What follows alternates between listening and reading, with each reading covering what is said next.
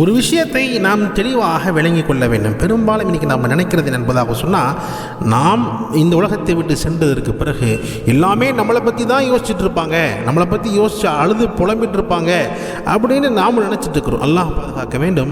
நாம் வஃபாத்தான அடுத்த சில மாதங்களிலேயே, ஒரு சிலருக்கு அடுத்த சில நாட்களிலேயே, ஒரு சிலருக்கு அடுத்த சில நொடிகளிலேயே நம்ம மறந்து போயிருப்போம். அல்லாஹு அக்பர். உறுதியாக விளங்கிக் கொள்ள வேண்டும், நமது பிரிவால் இந்த உலகம் கவலைப்படாது. இந்த உலகத்தில் நம்முடைய பிரிவால் இந்த உலகத்தில் எவ்விதமான பொருளாதார தடையும் ஏற்படாது. நம்முடைய இடத்தில், நம்முடைய அந்தஸ்தில், நம்முடைய இடங்களில், நம்முடைய உத்தியோகத்தில் அடுத்தவர்கள் வந்து அமர்ந்து விடுவார்கள். நம்முடைய சொத்துகள் எல்லாம் வாரிசுக்கு சென்று விடும். அல்லாஹ் அக்பர். அந்த சொத்துக்களுக்கு ஆனால் நாம் போய் எல்லாட்டும் கணக்கு சொல்லிட்டு இருக்கணும். நம்ம சொத்தை சேர்த்து வச்சே நம்ம வஃபாத் ஆயிடுறோம், செத்து போயிடுறோம். ஆனால் வஃபாத் ஆனதற்கு பிறகு சேர்த்து வச்ச அந்த சொத்துக்காக அல்லாஹ்விடத்தில் நாம் கணக்கு சொல்ல வேண்டியதாக இருக்கும். அல்லாஹ் அக்பர். நாம் மரணித்ததற்கு பிறகு நம்மிடத்திலிருந்து பறிக்கப்படுகிற முதல் விஷயமே நம்முடைய பெயர் தான். நாம் வஃபாத் ஆகிட்டோன்னு சொன்னால் நம்முடைய பெயரை சொல்லி கேட்க மாட்டாங்க, எங்கே இருக்கிறாங்கன்னு சொல்லி கேட்க மாட்டாங்க.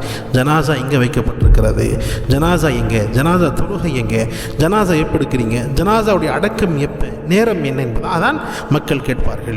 எனவே நாம் தெளிவாக விளங்கிக் கொள்ள வேண்டும். வறுமையினுடைய வாழ்க்கை, அங்கே போய் நம்ம சொர்க்கத்தை அடைய வேண்டும் என்பதாக சொன்னால், அல்லாஹ்வுடைய திருப்தி நம்ம பெறணும்னு சொன்னால் அல்லாஹ் கொடுத்த கட்டளைகளை சரியாக பேணி வாழ வேண்டும். உலகத்தில் வாழும் பொழுதே, அல்லாஹ் நம்ம கொடுத்த இந்த ரூஹ் இருக்கும் பொழுதே அல்லாஹுக்காக தொழுது விடுங்க, தான தர்மம் செஞ்சுருங்க, அதிகமாக நல்ல அமல்கள் செஞ்சுருங்க, ரமதான் வந்தால் முழு நோன்பு வச்சுருங்க, அல்லாஹ் நமக்கு பணம் செல்வம் கொடுத்திருந்தார் என்பதாக சொன்னால் ஹஜ்ஜு செஞ்சுருங்க, நிறைய நல்ல விஷயங்கள் பேசுங்க, மக்களிடத்தில் நல்ல விஷயங்கள் சொல்லுங்க, நன்மையை ஏவுங்க, தீமையை விட்டு தடுங்க. இதுதான் நாளை மறுமையில் நன்மையாக நமக்கு முன்னால் வந்து நிற்குமே ஒழிய இந்த காசு பணங்கள் எதுக்கும் நமக்கு உதவாது. நம்ம மவுத்தான அடுத்த நொடிக்கே நம்முடைய இந்த சொத்து செல்வங்கள் எல்லாம் நம்முடைய வாரிசுதார்கள் எடுத்து விடுவார்கள் என்ற கசப்பான உண்மையை நாம் நிச்சயமாக விளங்கிக் கொள்ள வேண்டும். அல்லாஹ் ஜல்ல ஷானஹு தஆலா இந்த உலகத்தில் அதிகமாக அமல்கள் செய்து நாளை மறுமையில் உயர்ந்த அந்தஸ்துகளை பெறக்கூடிய பாக்கியம் அல்லாஹ் உங்களுக்கும் எனக்கும் தந்து அருள்வானாக. ஆமீன்.